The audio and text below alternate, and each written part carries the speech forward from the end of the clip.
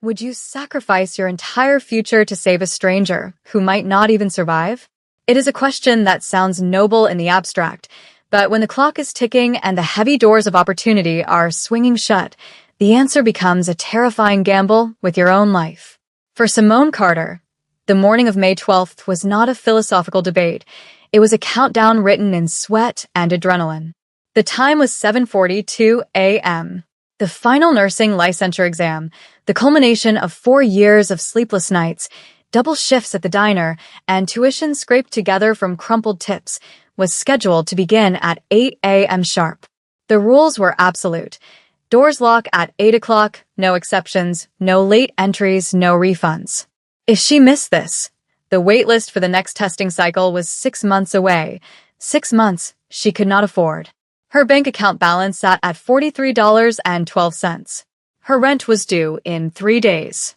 The math was cruel and simple. She had 18 minutes to sprint 6 blocks, clear security, and find her seat. Simone's breath hitched in her throat as she adjusted her backpack, the light blue fabric of her scrub uniform catching the cold morning wind. She was running, her sneakers slapping against the wet pavement, her mind replaying the anatomy flashcards she had studied until dawn. Then she saw the heap of gray wool on the sidewalk. It was easy to miss, tucked between a fire hydrant and an overflowing trash bin, just a shape in the periphery of a city that had learned to look away. But Simone saw the hand. It was trembling, pale and thin, reaching out into the empty air before collapsing back onto the concrete. Simone's pace faltered. Her watch read 7:45 a.m. If she stopped now, even for a minute, the timeline would fracture. She looked ahead toward the imposing brick building of the testing center, visible just down the street. It was right there. The future she had bled for was within sprinting distance. She looked back at the gray wool.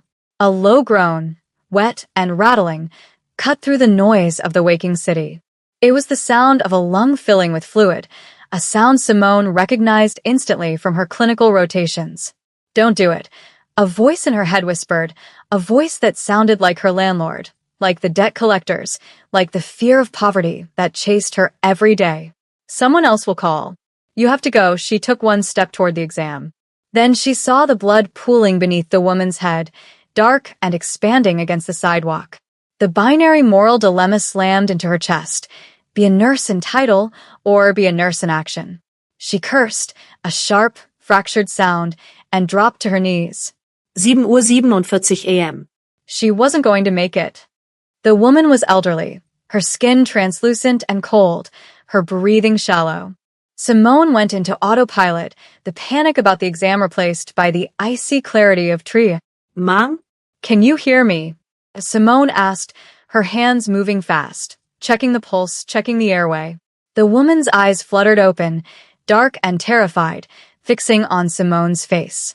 She mumbled something in a language Simone didn't speak, Korean perhaps, her grip surprisingly strong as she clutched Simone's wrist. Simone pulled her phone out, dialing 911 with a thumb that shook only slightly.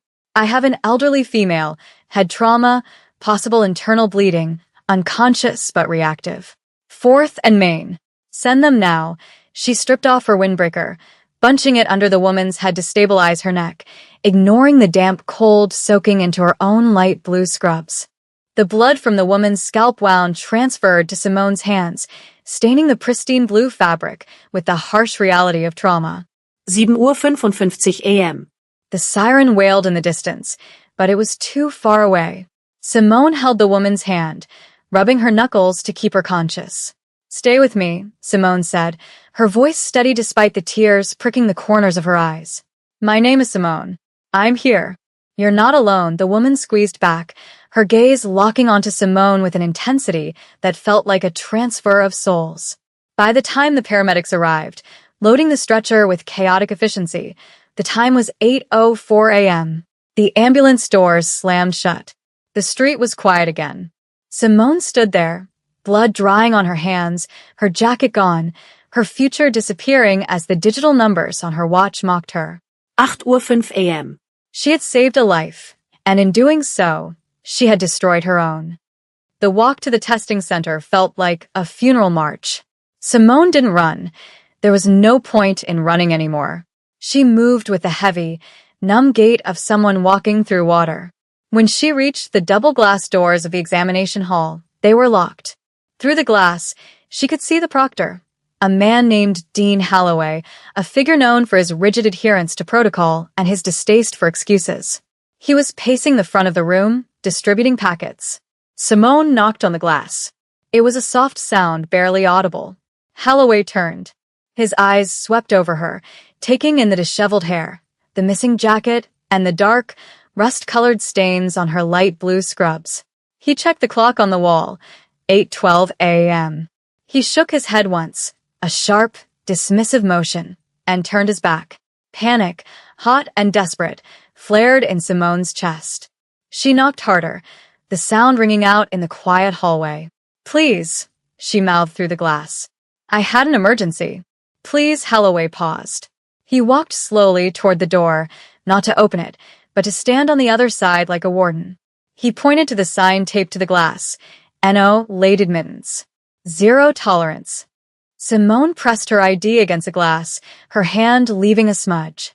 "I stopped to help someone," she shouted, her voice muffled by the safety glass. "I'm a nursing student. I had to stop." Holloway cracked the door open 2 inches, just enough to let his voice slice through the air. "Miss Carter," he said, his tone flat and bored. "If you were a nurse, you would know that punctuality is the first requirement of the profession. If you cannot manage your time, you cannot manage a patient." He looked pointedly at the blood on her shirt. "And you are out of uniform code. Contaminated clothing is a health violation. Go home." He slammed the door. The sound echoed like a gunshot. Simone stood there, the vibration of the slam traveling up her arm. Inside, she saw rows of heads bent over papers, students who had walked past the gray heap on the sidewalk, students who hadn't stopped. They were taking the test. They were becoming nurses. She was standing in the hallway, shivering, smelling of iron and exhaust fumes. She turned around, sliding down the wall until she hit the floor, burying her face in her knees. She didn't cry. She was too hollow for tears. She just sat there under the buzzing fluorescent lights, waiting for the strength to stand up and walk back to a life that had just become infinitely harder. The aftermath of a moral choice often feels less like a reward and more like a punishment. That evening, Simone sat at the small, chipped laminate table in her studio apartment, the silence of the room amplifying the ringing in her ears. The adrenaline had faded, leaving behind a crushing exhaustion and a terrifying clarity about her financial ruin. On the counter lay a stack of envelopes, electricity, internet, rent. She picked up a pen and did the math again on the back of a napkin. Even with extra shifts, she was short. The tuition for the exam prep course was non-refundable. The next testing window required a new fee. She was negative $300 before she even bought groceries. She opened her laptop, the screen illuminating her tired face, and refreshed her email. There it was, the official notification from the nursing board, sent by Dean Holloway's office. Subject: Notice of absenteeism and forfeiture of candidacy. The language was cold, precise, and devoid of humanity. Failure to appear constitutes a withdrawal. Reapplication permitted in 6 months, pending board review of candidacy suitability. The words stung worse than the financial loss. They were questioning if she was suitable to care for people because she had stopped to care for a person. She heard a heavy sigh from the hallway. It was Mr. Henderson, the building's elderly security guard who worked the night shift at the university campus. He often stopped by to check on her, a quiet, observant man who had seen generations of students come and go. The door was slightly ajar, and he knocked softly. "Rough day, kid?" he asked, leaning on his cane. Simone didn't look up from the screen. "I missed it, Mr. Henderson. I missed the exam." He stepped inside, his face lined with sympathy. "I saw," he said quietly. Simone looked up, startled. "You saw me?" Mr. Henderson nodded slowly. "I was watching the cameras at the perimeter. Saw you stop for that old lady. Saw the ambulance." He paused, shifting his weight. "And I saw Holloway check his watch when you knocked." He saw the blood, Simone. He knew what happened. He didn't care. Simone felt a fresh wave of anger. "He said I was out of uniform. He said I couldn't manage my time." Mr. Henderson scoffed. a dry, bitter sound. Holloway manages numbers, not people. He's trying to clear the waitlist to keep his efficiency stats up. You were just a number he could scratch off. This revelation didn't comfort her. It solidified the injustice. It wasn't just bad luck. It was a system working exactly as it was designed, to filter out the inconvenient, even if the inconvenience was compassion. "What do I do?" she whispered, the fight draining out of her. Mr. Henderson placed a hand on her shoulder. "You keep the evidence," he said, tapping the table. "You write down everything. The time. The ambulance number. The color of Holloway's tie. Truth has a way of needing receipts," he left her then, closing the door softly. Simone spent the next 3 hours typing an appeal letter, attaching her pristine clinical records, her GPA, her statement of events. She hit send at 11 p.m. At 11:02 p.m., an automated reply bounced back. Appeals for absenteeism are only considered with 48-hour prior notice or documented hospitalization of the candidate. The system had walls on all sides.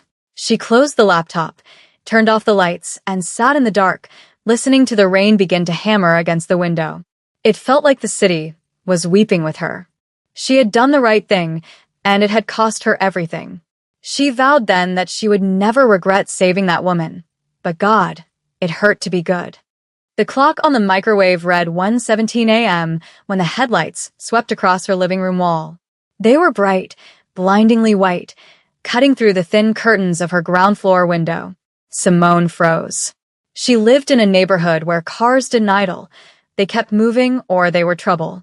She heard the heavy thud of car doors closing, not one, but 3, in quick succession. Then the sound of boots on the pavement, purposeful and synchronized. Fear, cold and primal, spiked in her chest. She stood up, grabbing the baseball bat she kept behind the door, her heart hammering against her ribs. Was it the landlord? No, he wouldn't come this late with a crew. Police? She hadn't done anything. The footsteps stopped right outside her door. There was a pause, a heavy silence that felt charged with electricity, and then a knock. It wasn't a pound. It was 3 distinct, firm raps. Knock, knock, knock. "Who is it?" Simone called out, her voice trembling but loud. She gripped the bat tighter. "Simone Carter?" A deep voice answered. It wasn't aggressive, but it carried an authority that vibrated through the wood. "Open the door, please. We need to speak. I'm calling the police," Simone warned, backing away. "We are not the police," the voice replied, calm and unbothered. "And we are not here to hurt you. You saved Madam Park this morning. We are here to thank you." The name froze her. Madam Park. The woman on the sidewalk. Simone lowered the bat slightly, confusion warring with instinct. She moved to the peephole. Outside, amidst the pouring rain, stood a wall of men in black suits. In the center stood a man who looked nothing like the neighborhood roughs or the debt collectors.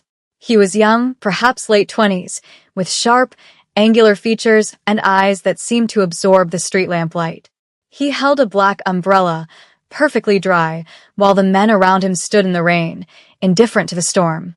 He looked like power personified, dangerous, elegant, and terrifyingly out of place. Simone unlocked the deadbolt with shaking fingers, opening the door just as far as the chain allowed. The man bowed. It wasn't a nod. It was a full, 90-degree bow from the waist, a gesture of profound respect that shocked her into silence. The men behind him bowed in unison. When he straightened, his expression was grave. "I am Taesung Park," he said. "The woman you stopped for. The woman you sacrificed your exam for. Is my grandmother." He looked at her, his eyes scanning her tired face, the cheap apartment, the despair clinging to her like a shadow. "She told me you were wearing blue scrubs. She told me you looked at your watch, and then you stayed." He reached into his jacket pocket. Simone flinched, but he only pulled out a folded piece of paper, a printout of her expulsion email. "How do you have that?" she whispered. "I have resources," Taesung said simply. "I know what this cost you. And I am here to tell you that the debt is accepted." He signaled to one of his men, who stepped forward with a sleek, leather briefcase. "May we come in? The rain is heavy, and we have a strategy to discuss." Simone unhooked the chain. She didn't know why. Perhaps it was the exhaustion, Or perhaps it was the strange, magnetic certainty in Taesung's voice. He stepped into her tiny, cluttered apartment, his expensive suit looking almost alien against the peeling wallpaper. He didn't look around with judgment. He looked with a simmering, quiet rage. He saw the textbooks stacked on the floor, the instant noodle cups, the final notice spill on the counter. He placed the briefcase on the table, right next to her laptop. "My grandmother is in surgery," Taesung began, his voice dropping an octave. "But she is alive because of you." The doctors said another 10 minutes on that cold pavement would have been fatal. He turned to face her, his demeanor shifting from formal to fierce. "You saved the matriarch of my family. In my world, that makes you family." Simone shook her head, feeling overwhelmed. "I just did what I was trained to do. I didn't know who she was. That is why it matters," Taesung said. "You helped a stranger when it cost you everything. That is rare. And I do not allow my family to be disrespected." He tapped the printout of the email from Dean Holloway. "This man, Holloway. He denied you entry?" "Yes," Simone said, her voice cracking. "He said rules are rules." Taesung's lips curled into a cold, predatory smile, though his eyes remained warm when they looked at her. "I love rules," he said softly. "Rules are excellent tools when you know how to wield them." Holloway thinks he is the gatekeeper. He does not realize he has just locked the gate on himself. He opened the briefcase. Inside, it wasn't stacks of cash, as Simone had expected. It was files, blueprints, a tablet displaying a live feed of the university campus, and a thick dossier labeled Holloway D. "I could pay your tuition for 100 years, Taesung said, dismissing the money issue with a wave of his hand. "And I will handle your debts. But that is not justice. Justice is you walking back into that room and taking the test you deserve." He pulled out a chair and sat down, motioning for her to join him. "Tomorrow morning at 8 a.m., there is an emergency board hearing regarding the facility's security protocols. I have arranged for it to become a hearing about you." Simone stared at him. How? I'm nobody. "They won't listen to me." Taesung leaned forward, the intensity of his gaze pinning her in place. "You are not nobody. You are the woman who saved Madam Park. And you have me." He slid a folder toward her. "Holloway has a history of selective enforcement. We have emails. We have testimony from previous students. And we have the security footage from this morning, which Mr. Henderson was kind enough to secure before it was accidentally deleted." Simone looked at the folder, then at Taesung. "You know Mr. Henderson?" "We had a conversation an hour ago," Taesung said. "He is a good man. He wants to see you when." He stood up, buttoning his jacket. "Get some sleep, Simone. Tomorrow you wear your scrubs. Not the clean ones. The ones with the blood. We're going to show them exactly what a nurse looks like." The morning of the hearing, the sky was a bruised purple, heavy with the promise of more rain. Simone stood in front of the mirror, staring at the light blue scrub top. The rust-colored stain on the hem and sleeve had darkened overnight. It looked violent. It looked unprofessional. It looked real. She pulled it on, her hands trembling. Outside, the black SUV was waiting. Taesung held the door open for her, his expression unreadable behind dark sunglasses. "Ready?" he asked. "No," she admitted. "Good," he replied. "Fear keeps you sharp." The drive to the university administration building was silent. Simone gripped the leather armrest, her mind racing. She was walking into the lion's den, armed with nothing but the truth and a man she had met 6 hours ago who happened to command a small army of lawyers and enforcers. When they pulled up to the curb, the contrast was stark. The building was a monolith of glass and steel, designed to intimidate. Taesung exited first, buttoning his suit jacket. 2 lawyers flanked him, carrying briefcases that looked heavy with ammunition.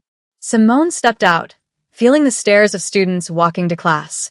They looked at her scrubs, at the blood, then quickly looked away. They entered the lobby. The receptionist looked up, startled by the entourage. "I'm here for the board meeting," Taesung said, his voice smooth as silk. "I believe Dean Holloway is expecting a security audit." Before the receptionist could object, Taesung strode past the desk toward the elevators, Simone in his wake. They rode up to the top floor in silence. When the elevator doors slid open, they revealed a long conference room with glass walls. Inside, Dean Holloway sat at the head of a long mahogany table, surrounded by other administrators and board members. He looked up, his face registering confusion, then annoyance. "Excuse me," Holloway said, standing up. "This is a closed session." Who are you? Tae-sung didn't stop until he was at the foot of the table. He placed his hands on the polished wood. "I am the reason your security footage from yesterday morning has been preserved," Tae-sung said.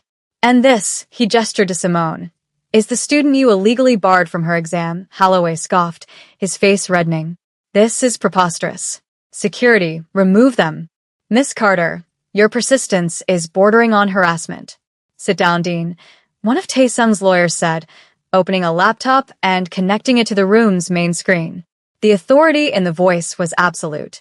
Holloway hesitated, looking at the other board members who were watching with wide eyes. "You quoted Policy 74 regarding punctuality," Tae-sung said, his voice rising, filling the room. "But you ignored Policy 91 regarding medical goods Samaritan emergencies, which states that any student involved in a life-saving event on campus grounds is granted an automatic deferral or immediate seating upon arrival," Holloway sputtered. "She wasn't on campus grounds. She was down the street," Tae-sung signaled the lawyer. The screen behind Holloway flickered to life.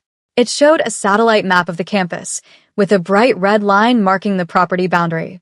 The spot where Madam Park had collapsed was exactly 3 feet inside the red line.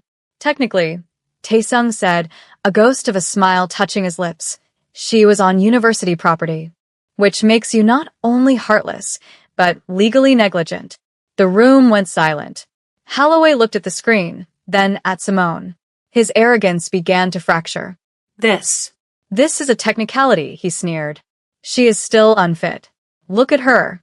She's wearing biohazard material in a meeting." Simone stepped forward then.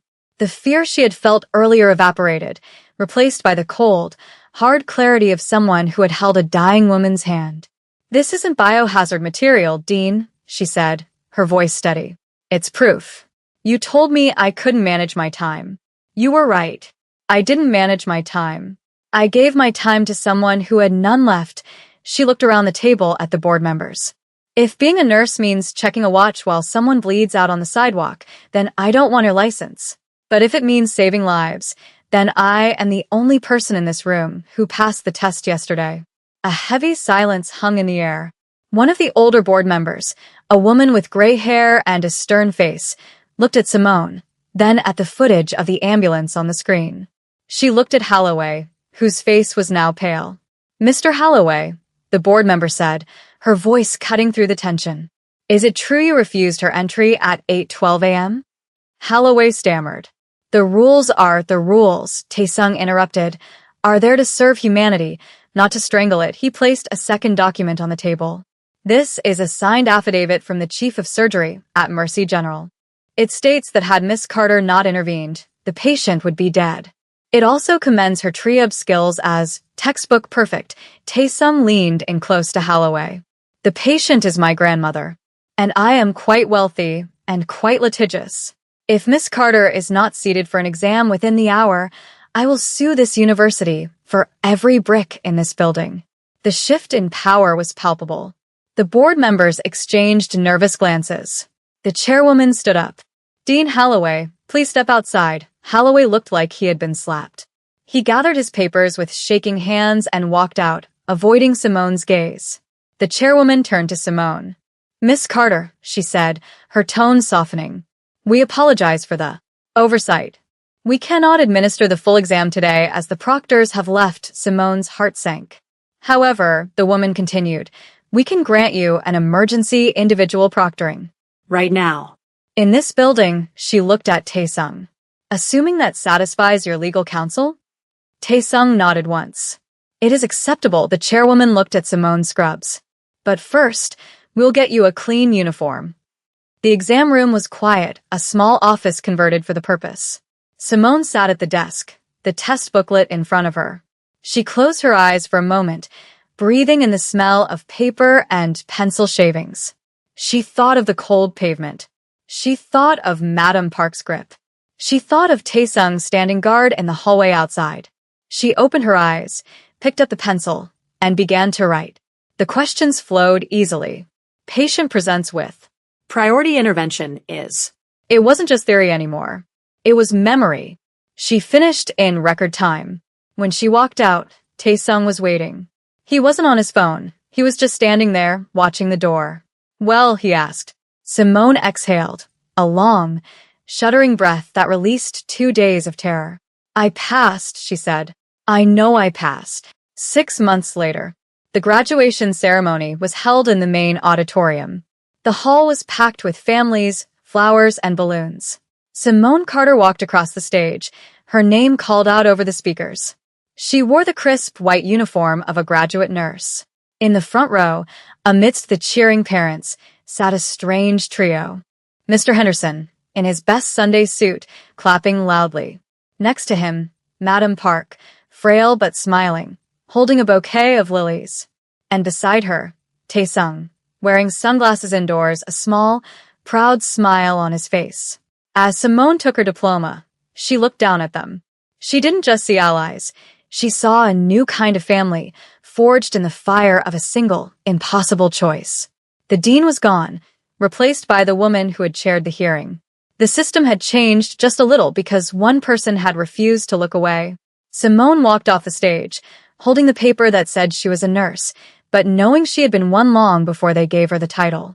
The future was wide open, and for the first time in a long time, it looked kind.